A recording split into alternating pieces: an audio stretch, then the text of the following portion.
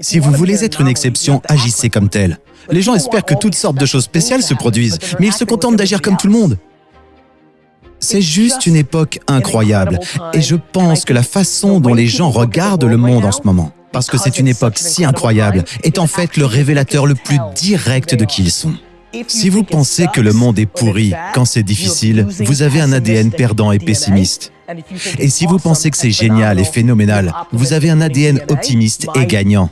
Mon refus de me lamenter est si élevé que lorsque je regarde ce dont les gens se plaignent, cela me brise le cœur car il manque totalement de perspective. Et je crois sincèrement que mon bonheur et mon optimisme viennent de ma perspective. Il y a tellement de gens qui parlent du grand entrepreneur qu'ils vont devenir, de tout ce qu'ils vont accomplir, et qui pourtant ne travaillent jamais le week-end. Tu sais, j'ai travaillé tous les samedis dans ma vingtaine. Et je me suis adressé à des entrepreneurs de 20 ans tous les jours. Dernièrement, je leur ai dit, ce samedi, vous allez avoir plus de temps libre que j'en ai eu pendant toute ma vingtaine. Alors, avant de me dire comment tu vas devenir plus grand que moi, commence à penser à ce que tu fais actuellement de bien. Je pense que la positivité et le bien sont des conseils pratiques pour construire un empire. Et je veux être la tête d'affiche de la personne qui a construit le plus grand, le plus redoutable empire et qui l'a fait en restant un bon gars tout au long du chemin. J'ai l'intention d'inculquer la bienveillance à mes enfants. J'ai l'intention d'inculquer la perspective à mes enfants. J'ai l'intention d'inculquer juste d'être un bon humain, d'accord? Comme je n'ai pas besoin qu'ils deviennent entrepreneurs, je n'ai pas besoin qu'ils me rendent fier. Ils n'ont pas besoin d'aller à Harvard. Ils n'ont pas besoin de faire des conneries non plus. Ils ont juste besoin d'être entièrement eux-mêmes et ils ont besoin d'être bons et je serai bien. Je ne porte pas de jugement à mon égard, je suis pleinement amoureux de moi-même. Mais je suis aussi pleinement amoureux de tout le monde. Ça va dans les deux sens. Par exemple, si je dis aux gens de me faire confiance et que ça me réussit, c'est parce que je leur ai fait confiance en premier. Je n'ai besoin de personne pour gagner la confiance de quelqu'un. Elle est là. La réalité est que ça n'a jamais été aussi bien d'être un être humain. C'est juste la vérité. C'est la réalité. Et tout le monde ne sera pas forcément heureux de tout ce que j'ai fait. Mais si 97% des gens parlent en bien dans votre dos, c'est un véritable honneur. Et je veux le faire à la manière de la culture pop. Je vais le faire de toute façon, les gens l'ont fait avant moi. Juste pour que vous le sachiez, il y a plein de gens. Warren Buffett est un mec vraiment bien, il y a un tas de gens qui l'ont fait. Il y a une différence entre je veux le faire et je veux être une rockstar, non? Et c'est là que tu influences les gens. Vous voyez, je veux le faire, mais je veux aussi être le plus populaire. Là, cette personne se dit, tiens, je veux être comme lui. Donc, je suppose que je veux être gentil. Je veux littéralement prendre des gens dont l'ADN est plutôt sympathique et les rendre encore plus sympathiques parce qu'ils savent que c'est comme ça que je suis devenu quelqu'un de grand. Donc, je veux essentiellement inciter le monde des affaires à devenir plus gentil. Je fais attention à ne pas donner de conseils dont je sais qu'ils sont uniquement le fruit d'un don. Comment puis-je vous dire? Voilà comment ça marche vraiment, et c'est quasiment arrivé, mais ça n'est pas arrivé. Ça me donne la chair de poule, genre une vraie grosse chair de poule. Quand j'entends quelque chose que moi, je sais être juste. Quel est le message ici? Hey, Johnny, commence à avoir la chair de poule. Il y a certaines choses dont je ne peux pas parler, car je sais qu'elles ne sont pas valables en pratique. Mais pour moi, c'est intuitif. Il y a une forte tendance à devenir un bourreau de travail, et travailler dur est un comportement qui s'apprend. Je le vois dans mon équipe. Et il y a des gens qui viennent, je l'ai vu dans les milliers d'employés que j'ai eus, plus ils sont proches du soleil, plus ils travaillent dur. Et je me dis, Et donc, j'ai vraiment l'impression d'avoir appris à travailler dur en regardant mes parents.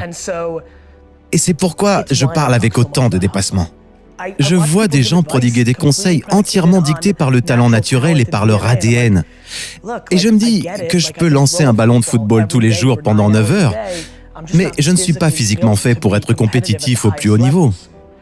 Donc, ouais, je pense que quelqu'un qui regarde la vidéo en ce moment, s'il y a quelque chose qui le retient, c'est que vous pouvez par exemple être très joli, vous pouvez être très intelligent, mais de la même manière qu'il y a des choses qui sont naturelles, il y a aussi des choses que vous pouvez réellement contrôler. Je crois, et je ne sais pas si j'ai raison ou tort, mais je crois que la discipline du travail est un comportement qui s'apprend. C'est quelque chose sur lequel on a davantage de contrôle. Et donc, je pense qu'il y a des facteurs qui peuvent inciter les gens à travailler plus dur. Supposons que vous vous plaignez. Selon moi, la vie est partagée entre se plaindre et ne pas se plaindre. Donc, si vous ne vous plaignez pas, eh bien, je n'ai pas de conseil à vous donner. On se fait du mal en réalité. Tout le monde est nul dans quelque chose, non? On a tous nos défauts et on a tous nos forces. Et je me demande, pourquoi ne pas simplement en prendre conscience? Pourquoi ne pas voir les choses sous cet angle et se dire que je suis bon à ceci, mais pas à cela, et ensuite je me concentre uniquement sur ce que je sais faire? Par exemple, je ne m'attarde pas sur le fait que je ne sais pas bricoler dans la maison. J'appelle quelqu'un pour le faire. Ce n'est pas comme si je n'étais pas un homme. Je m'en fiche complètement. Vous voyez, je ne comprends pas. Et je pense aussi que c'est génial que je sois si stable émotionnellement et que je sois la colonne vertébrale émotionnelle de tout le monde. C'est ce qu'un mec est censé faire, non? Tous ces clichés, ces stéréotypes sont si stupides. Tu as tout à fait raison, mec. Je crois que la race humaine est grossièrement sous-estimée. Nous sommes bons. Bien sûr, nous avons du mauvais, nous sommes 7 milliards. Mais quand on regarde nos résultats nets, c'est incroyable. Savez-vous combien de dommages on pourrait se faire entre nous toutes les heures? Et on ne le fait pas. Nous sommes toujours là. Nous avons gagné. Nous sommes les êtres alpha et nous avons trouvé comment rester ensemble. C'est fou quand on y pense. Et pourtant, tout le monde veut s'attarder sur le fait que quelqu'un a dit quelque chose de méchant. Le karma est un concept concret.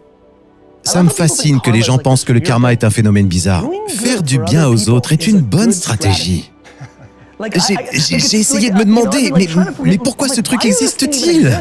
Or, c'est la chose la plus sensée de tous les temps. Pourquoi le karma est-il perçu comme bizarre? C'est quoi ce foutu karma? Attends une minute, tu me dis que si tu fais beaucoup de bonnes choses, bizarrement de bonnes choses t'arrivent? Ouais, ça semble être du bon sens. Cette façon de penser me surprend. Quoi qu'il en soit, j'ai essayé de faire tout ce qu'il fallait. Nous avons commencé à travailler. Il semblait y avoir une opportunité pour quelqu'un de se positionner au-dessus de notre responsable RH actuel et nous avons donc décidé qu'il y avait cette opportunité. Mais je ne pouvais pas l'appeler responsable RH. Je ne voulais pas que le monde pense que c'est ce que nous faisons. Et je voulais placer cette personne sur un piédestal, comme personne la plus importante de l'entreprise à part moi. Plus importante que le CFO, plus importante que le COO. Ce qui vous a permis de devenir chef, non? Donc, vous savez, le cœur semblait être le mot juste. Ça semblait être un joli mot, vous savez. Si elle était Chief Emotion Officer, alors elle serait CEO et ça aurait été bizarre. C'était juste adapté. Nous avons vu des entreprises comme la NASA et d'autres grandes entreprises nous contacter et ils veulent étudier notre concept. J'ai le sentiment que ça pourrait arriver. Oui, je sens que ça pourrait arriver. Ça serait un immense honneur pour moi.